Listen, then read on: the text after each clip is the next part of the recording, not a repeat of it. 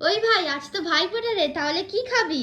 আমার প্রিয় মটন কষা কর। ঠিক আছে, ভাইয়ের আবদারে মটন কষা হয়ে যাক। ভাইফোঁটার দিন তো অনেক ভিড় হবে, তাই মটনটা আগের দিন রাতেই এনে রেখেছিলাম, আর বাড়িতে এসে মটনটাকে ভালো করে ধুয়ে হলুদ আর তেল মাখিয়ে রেখেছিলাম। এবার কড়াইতে তেল দিয়ে গোটা গরম মশলা, তার সাথে তেজপাতা দিয়ে দেব। এবার কেটে রাখা পেঁয়াজগুলো দিয়ে ভালো করে ভেজে নেব। এবার দেব রসুন বাটা ও আদা বাটা। এবার দেব হলুদ গুঁড়ো, লঙ্কা গুঁড়ো, জিরে গুঁড়ো এবং ধনে গুঁড়ো। ব্যাস, এবার শুধু কষার পালা। ভালো করে কষে নেব, তারপর মাটনটা এর মধ্যে দিয়ে দেব। মাটনটা যেহেতু ফ্রিজে ছিল তাই ফ্রিজড হয়ে গেছে, তাই একটু বেশিক্ষণ ধরেই আমাকে কষাতে হবে। এবার টমেটো কুচো দিয়ে ভালো করে কষিয়ে নেব। আর এর মধ্যে এক বাটি ফাটানো দই, তার সাথে একটা রসুন দিয়ে দেব।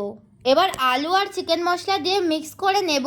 এবার পুরোটাকে দিয়ে দেব প্রেসার কুকারের মধ্যে। আমি তো দিয়েছিলাম একরকম প্রেসার কুকারে, মা আবার নতুন প্রেসার কুকার টেস্ট করার জন্য নতুন প্রেসার কুকারে বসিয়ে দিয়েছে। আর শুধু দেখো কত টেস্টি হয়েছে মটনটা। দিন দিন তো আমি মটন স্পেশালিস্ট হয়ে যাচ্ছি। হ্যাঁ হ্যাঁ, খুব টেস্টি হয়েছে। আজ তো ভাইফোঁটা, তোমরা কাদের কাদের ফোঁটা দিলে অবশ্যই কমেন্ট করে জানিও। আজকের মতো আসি, দেখা হচ্ছে নেক্সট ভিডিওতে।